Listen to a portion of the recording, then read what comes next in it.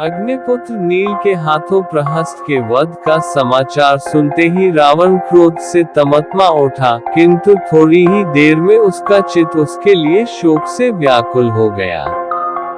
उसके मन में भय उत्पन्न होने लगा।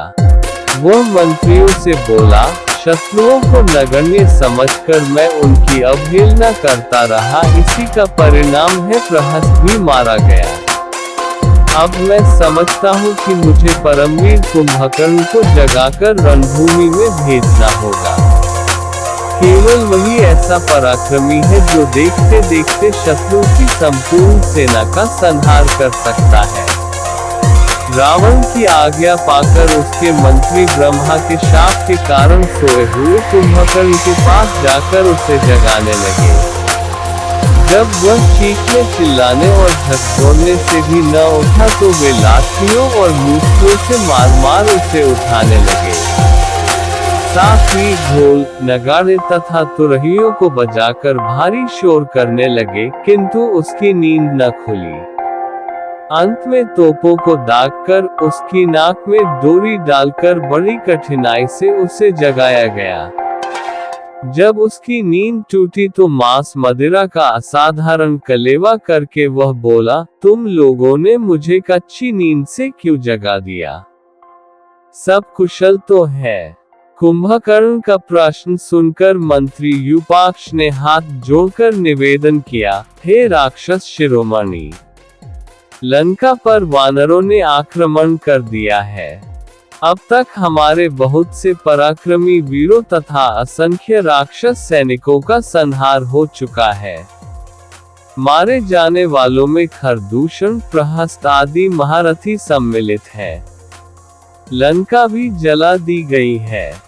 ये सब वानर अयोध्या के राजकुमार राम की ओर से युद्ध कर रहे हैं। इस भयंकर परिस्थिति के कारण ही महाराज ने आपको जगाने की आज्ञा दी है। अब आप जाकर उन्हें धैर्य बंधाएं। ये समाचार सुनकर कुंभकर्ण स्नानादि से निवृत्त होकर राजसभा में रावण के पास पहुंचा। उसके चरण स्पर्श करके बोले, महाराज, आपने मुझे किस लिए स्मरण किया है? कुंभकर्ण को देखकर रावण प्रसन्न हुआ। वह बोला, महाबली वीर, दीर्घ काल तक सोते रहने के कारण तुम्हें यहाँ के विषय में कोई जानकारी नहीं है। अयोध्या के राजकुमार राम और लक्ष्मण वानरों की सेना को लेकर लंका का विनाश कर रहे हैं। उन्होंने समुद्र पर पुल बांधकर उसे पार कर लिया है। इस समय लंका के चारों ओर वानर ही वानर दिखाई देते हैं। प्रहस्त, खर, दूषण आदि असंख्य वीर राक्षस सेना के साथ मारे जा चुके हैं। लंका में भय से त्राही त्राही मच रही है। तुम पर मुझे पूर्ण विश्वास है। तुमने देवासुर संग्राम में देवताओं को खदेड़कर जो अद्भुत वीरता दिखाई थी, वह मुझे आज भी स्मरण है। इसलिए तुम वानर सेना सहित दोनों भाइयों का संहार करके लंका को बचाओ। इसके अतिरिक्त रावण ने विभीषण के निष्कासन आदि की बातें भी उससे विस्तार पूर्वक बताई। ये सुनकर कुंभकर्ण ने पहले तो रावण को नीति संबंधी बहुत सी बातें कहते हुए रावण को उपालम दिया। फिर वह बोले, भैया, आप भाभी मंदोदरी और भैया विभीषण द्वारा दी हुई सम्मति के अनुसार कार्य करते तो आज लंका की ये दुर्दशा न होती। आपने मूर्ख मंत्रियों के कहने में आकर स्वयं दुर्दिन को आमंत्रण दिया है। परंतु अब जो हो गया सो हो गया। उस पर पश्चाताप करने से क्या लाभ? अब आपके अनुचित कर्मों के फलस्वरूप उत्पन्न भय को मैं दूर करूंगा। मैं उन दोनों भाइयों का वध करूंगा और दुखी राक्षसों के आंसू पोंछूंगा। आप शोक न करें। मैं शीघ्र ही राम लक्ष्मण का सिर आपके चरणों में रखूंगा।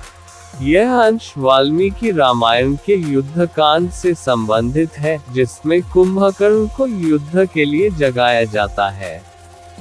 इस कथा का सारांश इस प्रकार है। प्रहस्त के वध का समाचार सुनकर रावण को क्रोध और शोक दोनों हुए। उसने अपने मंत्रियों को बुलाकर कहा कि अब कुंभकर्ण को जगाना होगा, क्योंकि वही ऐसा योद्धा है जो राम की सेना का संहार कर सकता है। मंत्रियों ने कुंभकर्ण को जगाने के लिए कई प्रयास किए, जैसे शोर मचाना, मूसल और लाठियों से मारना, और अंत में तोपों को दागकर उसकी नाक में डोरी डालकर उसे जगाया। कुंभकर्ण जागने के बाद भोजन करने लगा और मंत्रियों से परिस्थिति पूछी। मंत्रियों ने बताया कि लंका पर वानर सेना ने आक्रमण कर दिया है और कई राक्षस योद्धा मारे जा चुके हैं। कुंभकर्ण ने रावण से कहा कि यदि वह मंदोदरी और विभीषण की बात मानता तो लंका की ये दुर्दशा नहीं होती। फिर उसने रावण को आश्वासन दिया कि वह राम लक्ष्मण का वध करके राक्षसों की रक्षा करेगा।